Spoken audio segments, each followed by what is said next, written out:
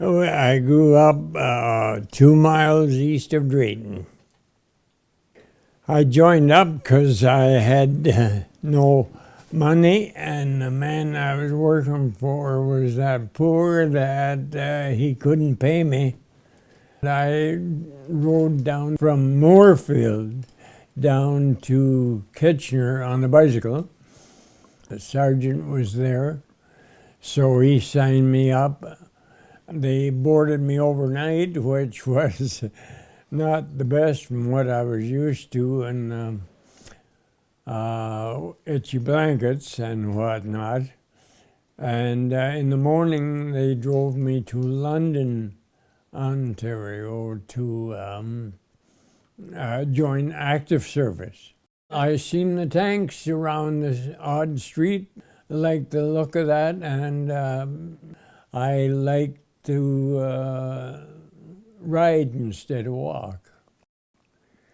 You had to learn all the things that tankmen did: radio man, gunner, and driver.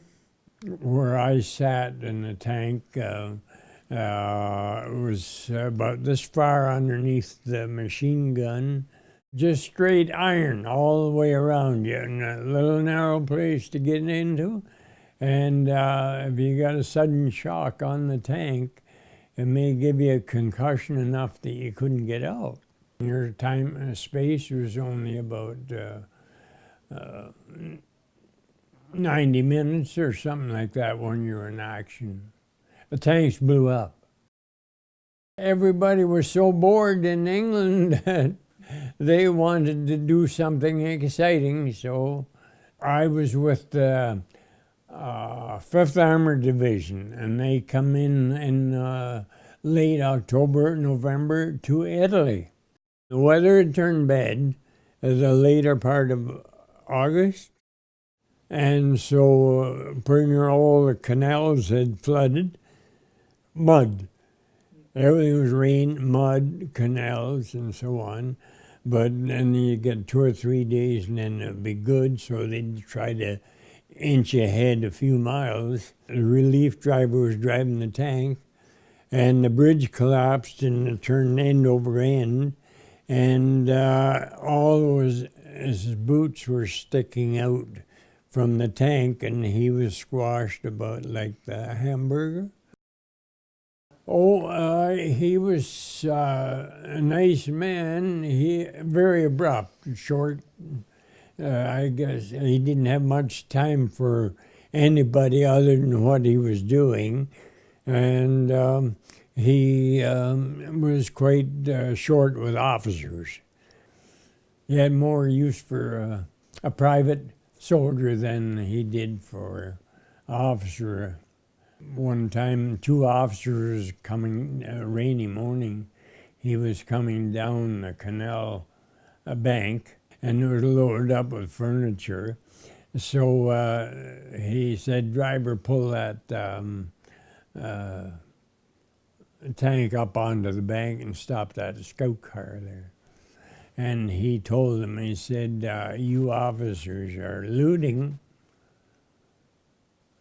so therefore you will turn right around and take them back to where you got them, because actually I could have you shot." We were there to liberate the country, not to steal of it. Holland? Well, gosh, the first morning we pulled in Holland from Belgium, and there was 3 Holstein cows lined up along a fence hedge way over about 800 yards.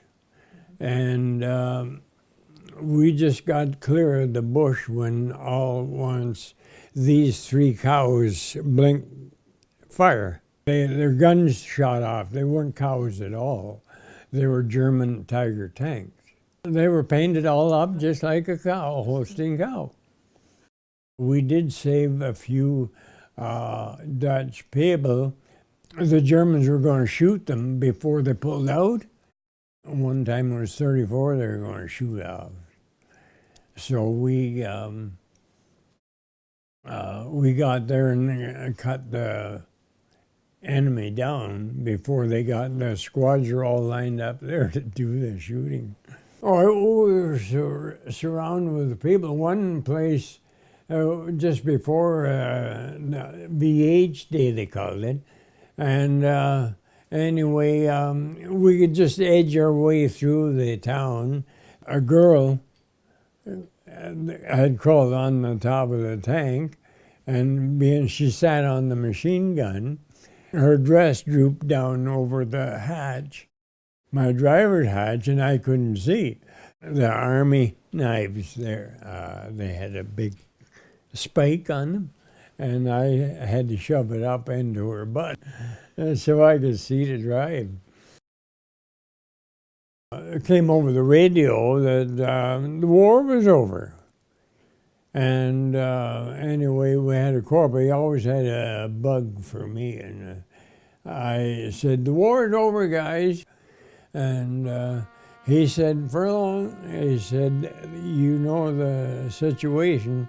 One more rumor out of you and you'll go to jail."